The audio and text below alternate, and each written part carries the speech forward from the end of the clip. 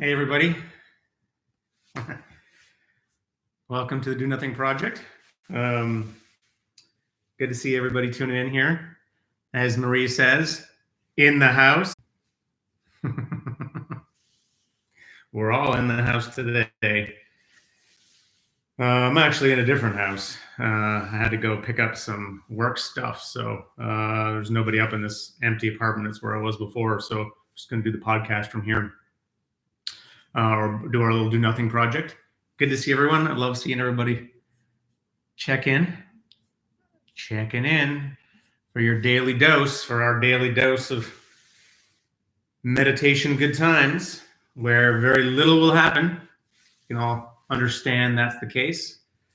We are, after all, in the Do Nothing Project.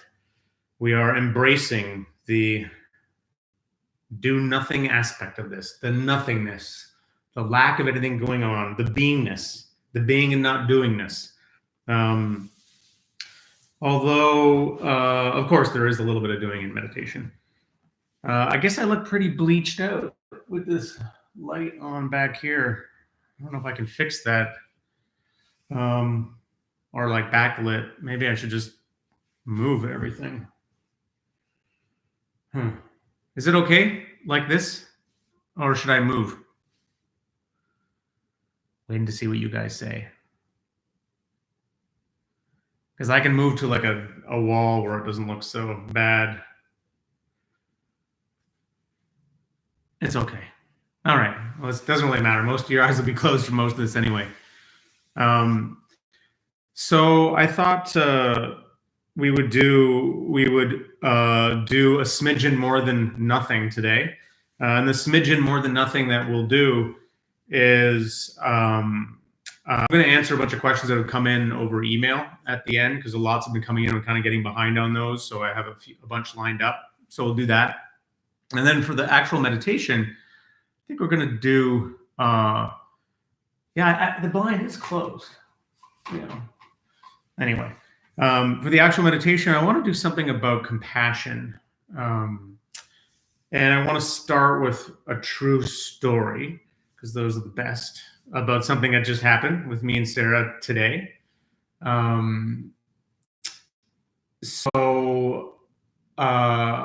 about how it's sort of about this trick of learning to tune into the suffering below a behavior. That often there's an external behavior out there that's bothersome, or that kind of triggers us or annoys us. And one of the ways to work with that is to look underneath, to try to look underneath that behavior to what's kind of motivating it, what's the suffering underneath it. And this is so relevant for our times. Holy cow.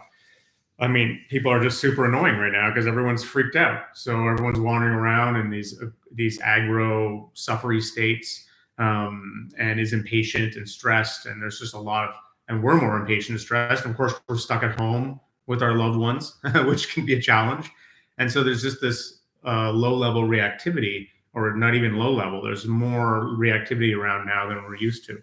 So this is one way to work with that. And I'll just start with a personal example. Maybe I'll just turn it like that. Might look better. Just want you guys to have the best experience here in terms of the lighting. So personal example. So yesterday, Sarah was feeling basically stressed out because our son Eden has had this cough for like a month. It's not a big cough, like a kind of little cough, but it's still there. And so we talked to a doctor today. We're probably going to take him in to see a doctor. But it hasn't been like the COVID type symptoms, at least that we've been able to recognize. But she's been kind of stressed about it. And it's part of a larger pattern. I think that's true of parents in general, but definitely true of a lot of moms, where she sort of feels like anything that's not going perfectly for him is her fault. It's like actually completely irrational and crazy, but beautiful at the same time. Like, for example, if he'll sleep, she'll put him down to sleep, and then he'll like do the same way. He goes and rolls around and ends up on one side of the crib, like way over, like in a corner. And Sarah will literally be like, "That's my fault. It's my fault that he's over on that side of the corner because I didn't get him to bed early enough or something." Or, any little thing that goes wrong, she just blames herself or she takes it on.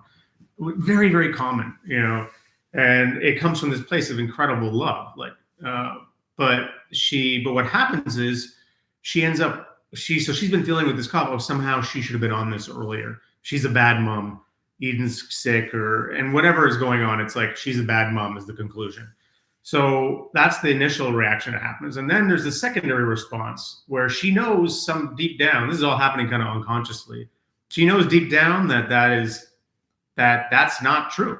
She's not a bad mom, and part of her that wants to protect her gets pissed about it. So then she starts being in a kind of aggro mood, kind of like grumpy and sullen, and like picking fights with me. Basically, she'll start picking fights with me, and she'll kind of take it out on me. So she's basically feeling guilty about Eden, and then feeling contracted about feeling guilty, and then feeling like, "What? Screw that! I don't need to feel guilty." And then so overcompensating by taking out a little bit on me. And then what happens to me is I get annoyed. I'm like, what are you mad at me for? And I don't even know that this is what's going on, by the way. It's all happening unconsciously. So now I'm a little bit annoyed with her. So now we're in this reactive, annoyed vibe with each other. Does this sound familiar to anybody who has a relationship with any human being at all? This kind of pattern where you end up in this back and forth situation. You don't even know you're doing it.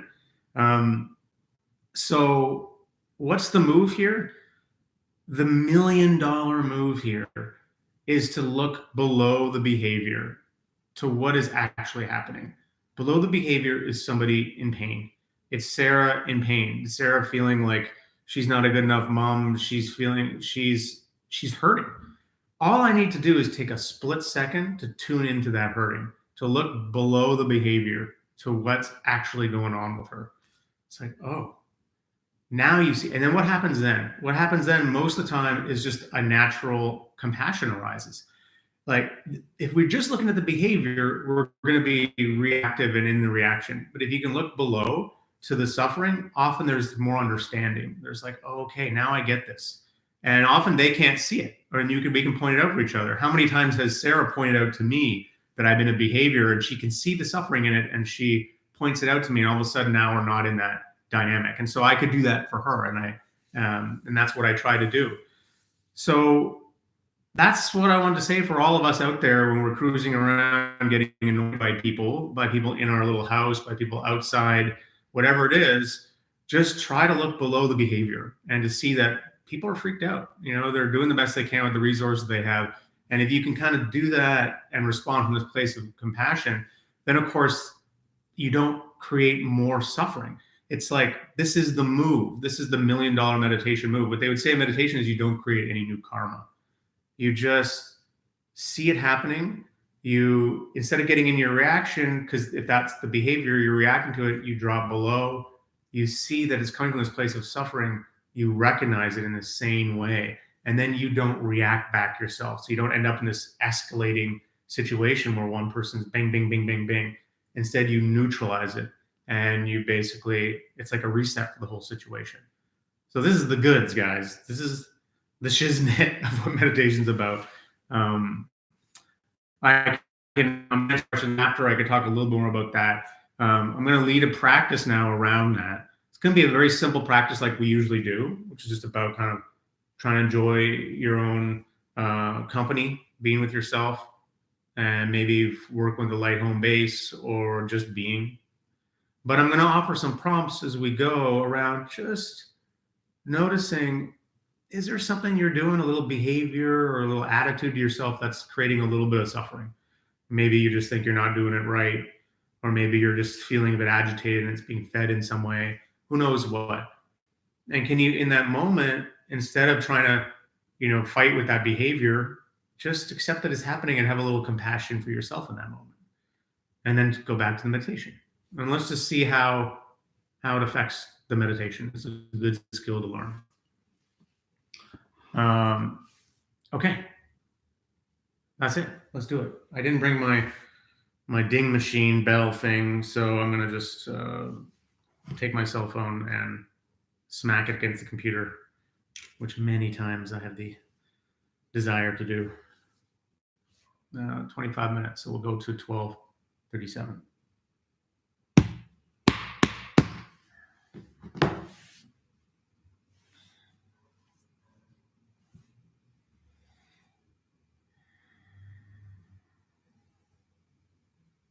Okay. So I have to feel like I need to take a big out breath after all that all that talking about that intensity. I don't know if you guys ever noticed that, but sometimes when you're talking about something intense, you start to feel it. So for me, the breath is really good here. So a big inhale, and then the out breath is just breathing out any tension. It's like I'm breathing out, trying to breathe out any of the agitation that I brought with me.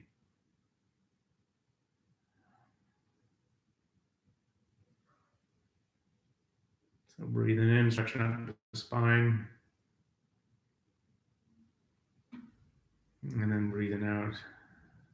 I kind of try to have a mini half smile on the out breath because it's sort of like, yes, I don't have to work. I can just relax for this next 25 minutes. Just be in my body. So as you breathe out, notice your body. Notice your body, how it's connected to the ground. Like maybe by you got your feet on the ground, or maybe your seat's on a cushion or on a chair.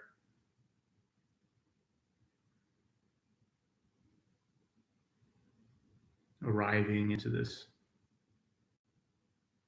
moment.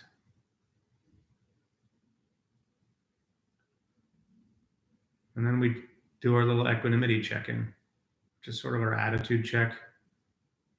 It's like, are we being open and smooth with the messy reality of the situation? Meaning, are we letting sounds be there? Sounds in your environment, you know, neighbors making too much noise, traffic. Are we letting our uncomfortable feelings be there if they're there, or like, your knee hurts, or you got a lot of thoughts today? Equanimity is just this mature acceptance of the imperfection of this in every moment. Like, oh, yeah, okay, this is what's here. I'm not going to get uptight about it. I'm going to start from this place. And this, by the way, is the most fundamental stance of meditation. This is the training, allowing reality to be what it is. So some people like to sit right here and that's it. They just sit, they open, they just sort of enjoy their own company, noticing what it's like to be a body here today, letting yourself have this break. Or you can have this attitude and lightly pay attention to a home base. So the feeling of the breath, maybe sounds, maybe point in the body somewhere, like the hands or the belly. Kind of up to you.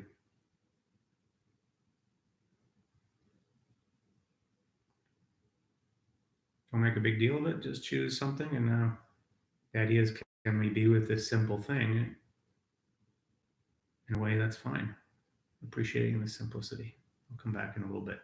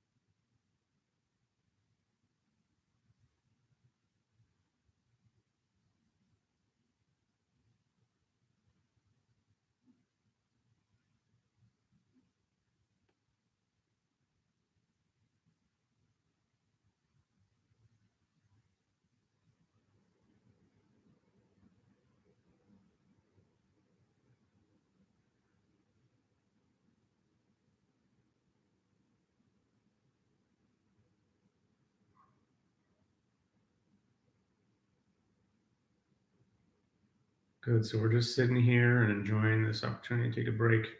Maybe you're just sitting and being, and that's completely fine. It's kind of like the metaphor I like to use is like sitting on a porch after a hard day's work, or sitting on a fire escape in the city. Right? You're just sitting here, no agenda, just trying to be. You don't even have to try to be because you already are.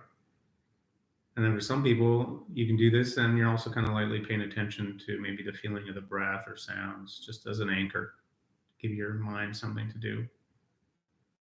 If you notice that you get swept away by it, just kind of do a double take and sort of notice that happened. And then let go of feeding that thought and just come back to your home base. Probably better to have a home base if you got lots of thoughts. It's a little easier. So you come back to the breath, come back to noticing sounds. And that's the exercise. Back. Get distracted, notice it, come back. You don't get uptight about it. That's just what a mind does.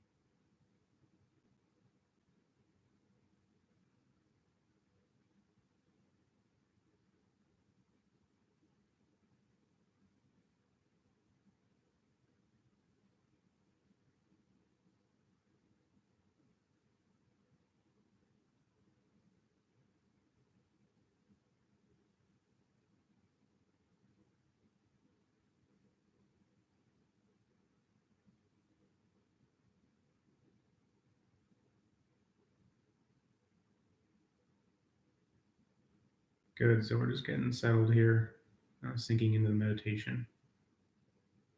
And so for some of us, you'll feel familiar kind of with your home base, with that in that settled space, and it's fine.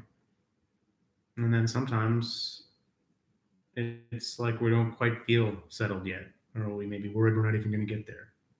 Maybe we feel agitated, or we've got lots of thinking, or so just notice there's a little bit of a struggle happening in any way, even the subtlest struggle. Maybe it's just like a tiny struggle with the fact that your ankle hurts, or you got some shoulder pain, or who knows what. And if there's any kind of little tiny struggle, see if you can look underneath it. It's like it's coming because of some discomfort, some little bit of suffering, some little bit of, you know, things, dis-ease with how things are. And can you have a little bit of compassion for that, for yourself? Not like a big deal compassion, like you're gonna like send yourself cinnamon hearts. I mean, more just like, oh yeah, that's happening. That's okay. Feel better. Kind of like feel better. Slight way to say to yourself, yeah, feel better. I see that there's a slight hard time you're having here. Little human. Feel better. And then you go back to your home base, or back to just being. But you've got this low level attitude of just, wanting to do right by yourself. Have a little bit of compassion. And you go back to noticing the breath, or just being. And just see how that shifts the tone of the meditation, which can sometimes have a real serious, straining vibe, a strict vibe. It doesn't need to be strict. It can be light. It can be generous.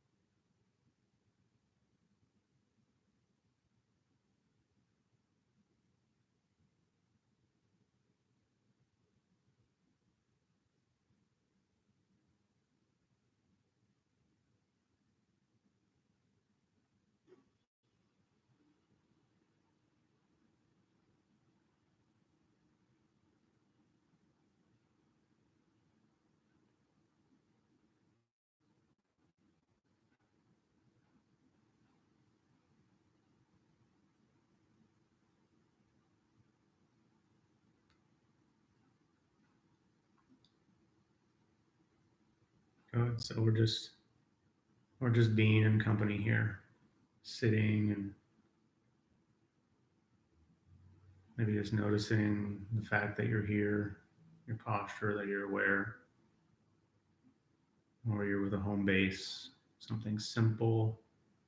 It's not glamorous, it's just this trusty old feeling of the breath or the sound of a fridge, and this easy familiarity with this thing. And we're kind of doing this in a way that's pretty easygoing. And then if it happens that we notice ourselves in a very human way get into some kind of struggle or having a hard time, because meditation's an imperfect thing, then we practice having a bit of compassion, deliberately noticing that little bit of struggle and going, yeah, it's okay.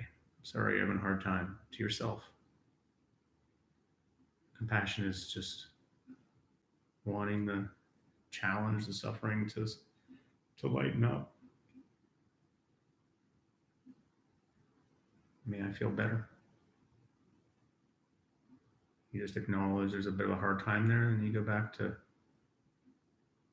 breathing, to feeling, to hearing, to being, just in a slightly more generous way, slightly kinder, more caring.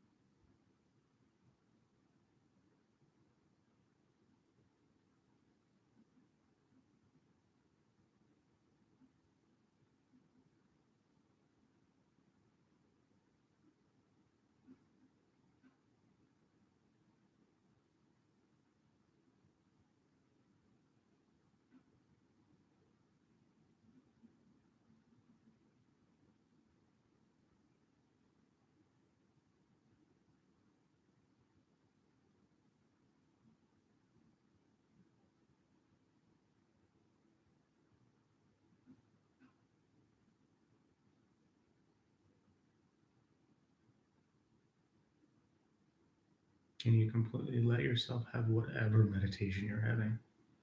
Wherever you are, it's fine. And you just let yourself be here and let yourself have the experience, whatever it is.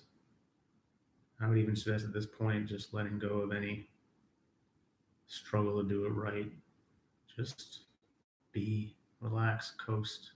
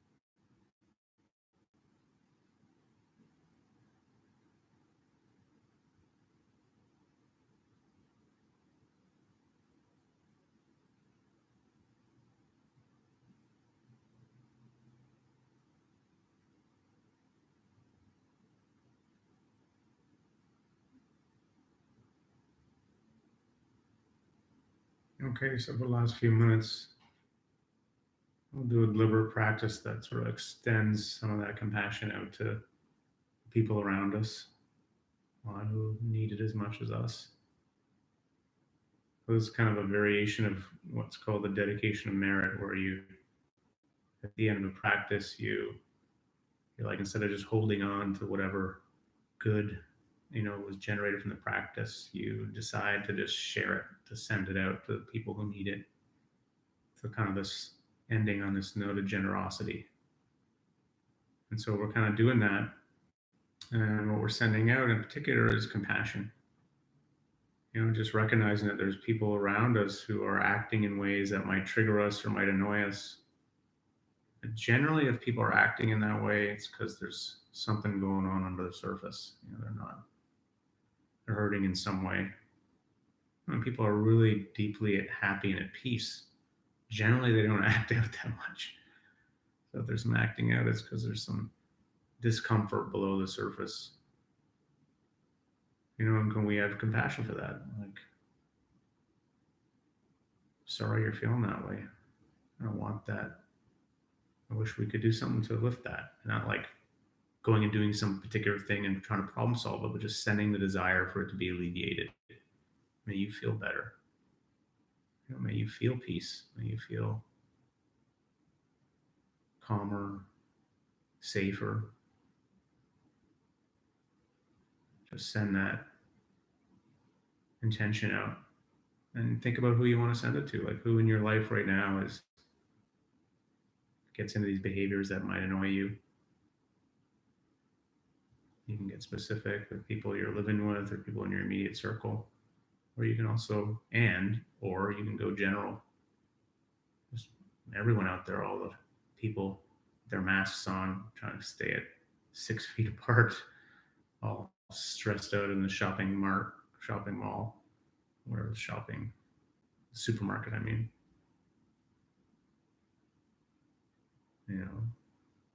You've been driving out there, drivers aren't especially friendlier now, even though there's less people on the road. Everyone's stressed. We have compassion for that. May you be more peaceful.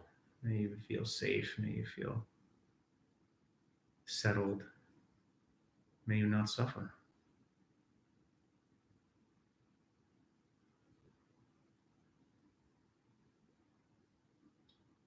Sending it out. That's your last act of generosity here. May you all be more sane and centered and compassionate with yourselves. And that's the meditation.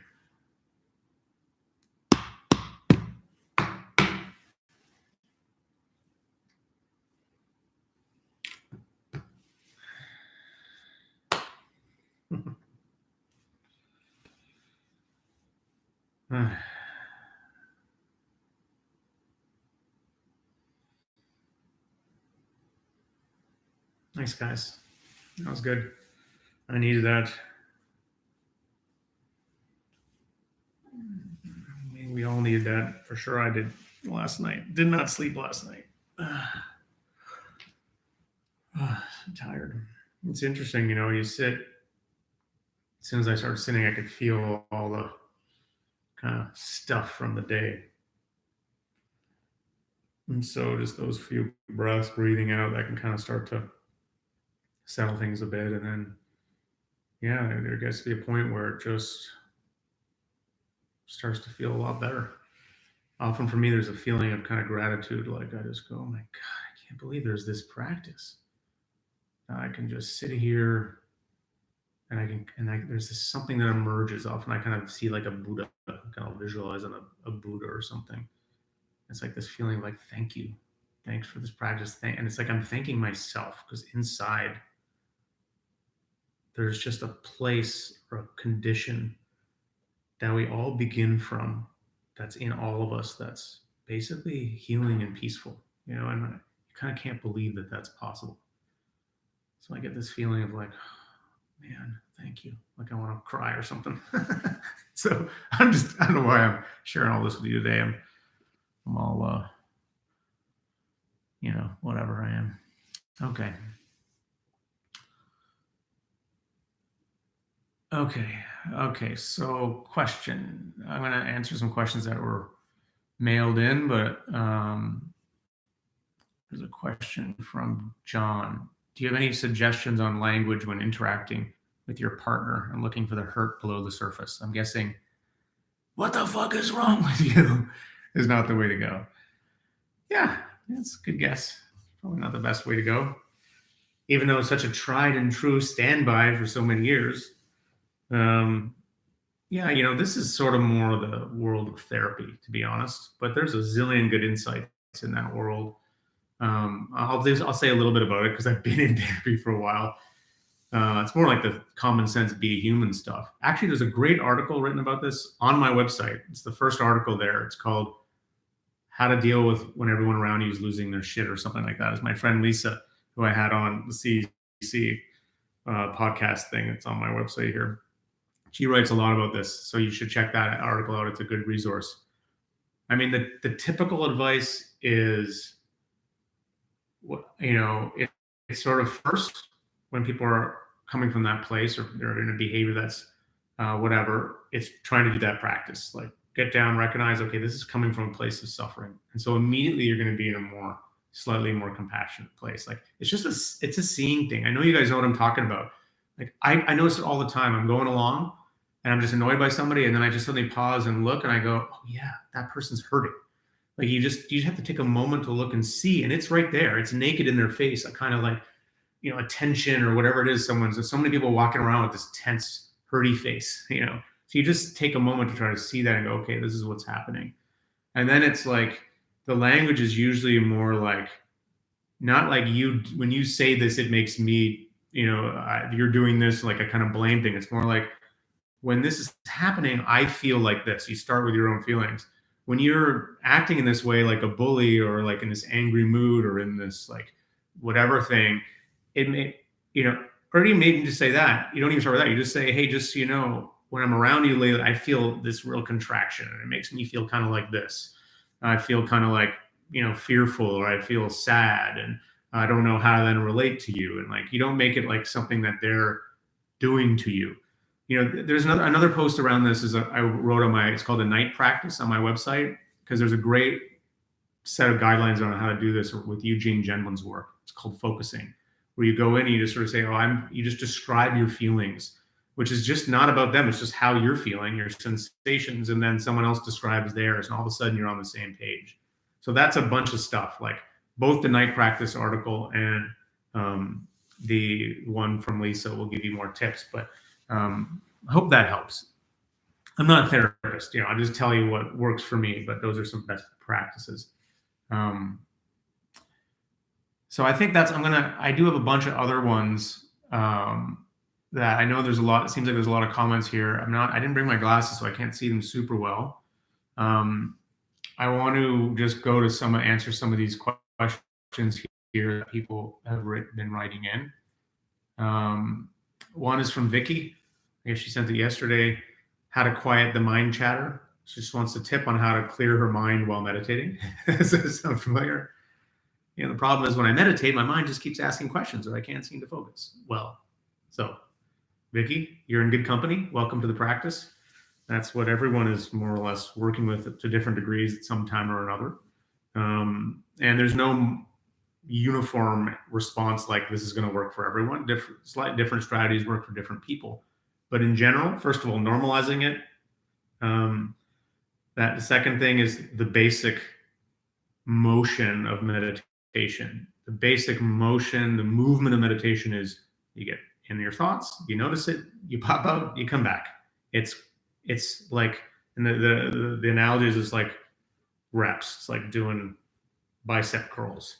Every time you come back, there's another bicep curl, and you're just slowly building up that muscle. And so having a kind of good naturedness around that, a real patience with yourself around that is super important. Just like this is the training, and I'm in good company because everyone else is doing it too. And so then another way to work with it, though, if you want to get a more precision, I've got a couple meditations on my website for free that you can listen to called Mindfulness of Thinking. And that's about getting curious about the thoughts themselves.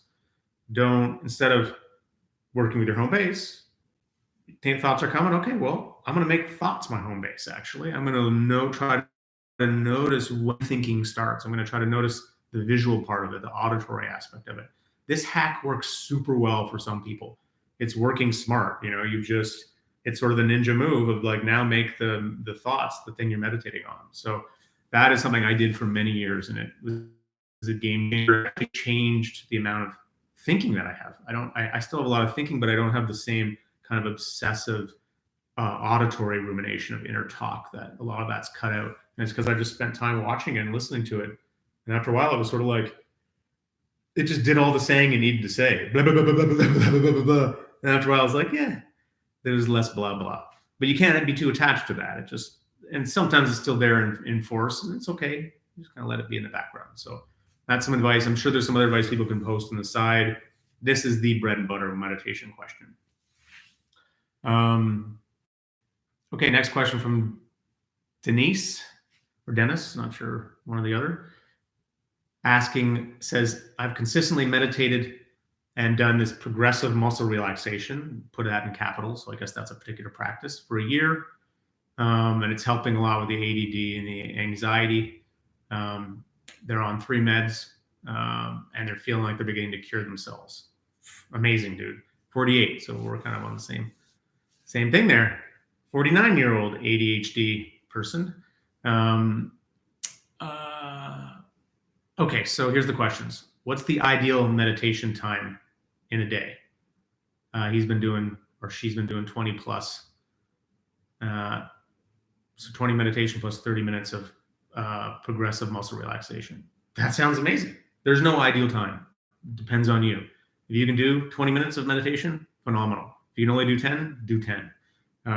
One thing to kind of notice is, sometimes after we've done practice for a bit, you might notice that when you meditate after like 10 minutes, there's a sort of point where you kind of drop in a little more. So I would say do it until you get to that drop-in point. For other people, though, sometimes they drop in right away. Sometimes it's very variable. I would say a 20-minute practice is pretty good. Now you're asking, is progressive muscle relaxation a type of meditation? Yes. It's a meditation if there's concentration, clarity, and equanimity, and care. If you're interested in learning more about it, I write a piece called The Common Language of Practice on my website, where I really break down what the skills are in meditation. And that's the skills. If you're basically, paying attention to something, mind wanders, bring it back, then that's the concentration part. So you're already meditating. If you're trying to be aware of what you're noticing, same thing. If you're trying to be kind of easygoing about the distractions and having a inner smoothness, equanimity, that's still meditation. So just the concentration part makes it meditation, but you add those other things on, it gets even to be more rich. So hopefully that answers that question. And then actually you asked the last little one here. This is a good one. My main goal in life is to finish all my anxieties for good and get off my meds eventually. Do you find it possible? Yes. And only another question. I find the direction of that absolutely possible. Yes. There is no question that you can reduce your anxieties. So that's the first part. It's just a process. It's often like there's a lot in there. You got a big chunk of them, and they gotta kind of work their way out. So that's why it's why you have to have a long-term kind of hat on when you're doing this practice. Like the long game of meditation is that it's a game. It's a practice of a lifetime. So it can take weeks and months and years to work out some of that anxiety, and sometimes we need to go to other practices to help support us in that. Like a good body-based psychotherapy practice is a really good adjunct to this practice. Again, I've written about that on my website. You can see some stuff. So there is, and there's no question that gets diminished. I mean, the Buddhist practices, they talk very explicitly about it's removing the defilements, the kleshas, the kind of buildup of these suffering samskaras. And it's not like they're getting removed. It's like they're getting metabolized and worked through. And there's no question that that's the trajectory of practice. As to whether you'll be able to get off your meds, maybe. That's a question for your medical health professional, and it'll have to do with whether your baseline off the meds is good enough to keep you functional. but you should know, or that keeps you functional, but you should know that it's not, the gains you make on meditation on meds are absolutely legit. They absolutely count. I think of medication as a stopgap that helps us. They're very helpful for a lot of people, and they kind of help us get to normal while we can build up these other skills. We can build up the muscle of meditation, of self-regulation. We can do the trauma work. We can do whatever we need to do. And as we do that work, we may get to a point where the gains and the muscles developed internally there are strong enough that we can start to lower the amount of meds, and they can kind of hold us. And that's got to be done with the medical health practitioner in a slow and intelligent way. But it is the case for a lot of people that they can get to the point where they don't need the meds anymore, or they may just need a small amount. I personally take a small amount of lithium. I need it. It helps regulate some of the bipolar energies in my body. I don't feel bad about it at all. I mean, it's just, I've got a particular chemistry that needs that. There may be a point where I won't need it anymore. It's a tiny amount. It's like 5 milligrams a day. If I do, awesome. In the meantime, it's what I need to do. So hopefully that answers that question. I'm not looking at the screen, by the way, with you guys. I don't even see the comments. I'm looking at this doc. So I don't know if you guys are all with me or everyone disappeared. Yeah, there was someone else had a question about meds. I think I just answered that question. So, okay, another question here from Giovanni. Getting yawny and teary-eyed when meditating. Wondering why every time I start a meditation, I start to yawn a lot and tears come down my cheeks. Why is this? I find it an interesting reaction. Why indeed? So you're basically, yeah, it's good that happens. It's what they would call in the mystical contemplative world, purification, which is a very creepy word. I got to write an article about it. I'm going to write an article about it actually in the next couple of months because it's very fundamental. It's basically the way healing happens in practice. So I talked about we might have a lot of anxieties in our practice. We might start noticing suffering, pain, sadness. We start to notice some of our dysfunctional patterns, all these things of being human. The more we bring a kind of open-hearted attention to it, the more we allow ourselves to feel these things, we notice them, the more they actually start to work their way out. And that's what we would call catharsis in a psychotherapy mode. From a neuroscientific perspective, you could say that's one way of talking about what's called extinction learning, which is the unlearning of habits, I guess. And in the contemplative world, they would call that purification. And it's how healing happens. The more you notice and allow these things to be, the more they start to kind of soften and let go. And in that cathartic process, that softening, there can be a real feeling of energy release. There can be this feelings of gratitude. There can be tears. There can be kind of movements and involuntary body movements. There can be emotional releases.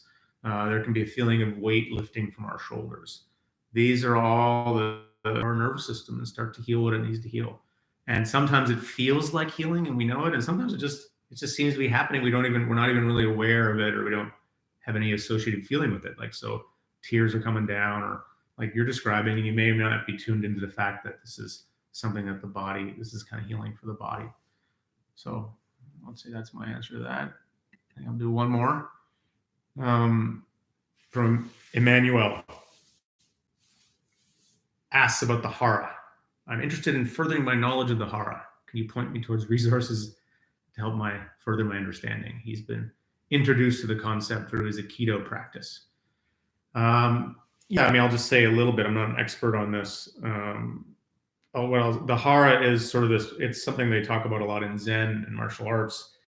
You could think of it as I think it's sort of like two or three fingers below the belly button, and then you go in. There's sort of a point. I guess it corresponds to what in yoga they might call a chakra down there. And what I can say about it is that for me, it's a real experience connecting to that. I don't specialize here in the Do Nothing Project on the kind of more esoteric, subtle body energy practices. That's sort of more of a yogic thing, more of a qigong Chinese medicine thing. What I will say about it is that they're real as experiences, that they're, and often it just involves like orienting your attention to a point and then just deliberately kind of staying there. And after a while, there can be more sensation in that point. And the kind of interesting thing here is that these points in the energy body, they're not like, they don't exist in the way that, objects exist in the external world. They don't have the same kind of ontological status, I would say. They live in subjective experience. They're both discovered and created. So traditionally, when these yogis would say focus on a particular heart chakra or something like this, they weren't saying they weren't describing it as this like real object that everyone can find in the same way. It wasn't descriptive, it's prescriptive, meaning they're saying as you bring your attention to this part of your body, you can help bring into being this energy center. So it's both already there and it's coming into being through your intention. So there's this co-creation element. And this is really the paradox of practice, especially when you get into these more esoteric parts. I'm kind of geeking out on consciousness here, but that's why I say practice is both a training, it's both a discovery and a training. You're both learning to discover things in your experience, but also in the looking, you're changing what you're finding. And that's, so the hara is just an example of that, over the years, I love working with that point. It feels very empowering to me. And I go in and I'll just notice it. At first, I would notice nothing, or I would take my intention there, put my attention there. But over the years, I've noticed more and more, it's gotten richer and more full. I can feel there is a kind of sense of energy and life down there that I can pay attention to. And I think it's because I both developed it through my practice and it emerged through my practice, if that makes sense. This, by the way, is a way to handle a lot of mystical claims within practices. If you can understand that there's this co-creative element, if you can just say, hey, this is my experience, and you don't need to lay on everyone else as how reality really is, then we create a space where a mystical or contemplative understanding of reality is very welcome. It could be very welcome in a secular space. It's not threatening. And that was that question. Okay. My friends, that was a lot of talking, and I kept you here for an hour. It's 12:56. I'm tired. I'm going to go. I actually have to go talk to 10% Happier now. I think I'm going to be on their podcast, so I'm doing a soundtrack for them. I appreciate it. I will try to answer more questions that you've typed in and then here as well. Maybe relax on the questions for a bit because I'm getting really behind. I'll do my best to try to answer as many as I can, but often I repeat a lot of the answers. So I'd like to start creating a library of responses so I can refer people to, just so I can kind of get to new ones, although it never gets old and I love answering it. I appreciate you guys so much. You guys are awesome. I freaking appreciate, I'll see you Friday, because I do Friday night too. Adios.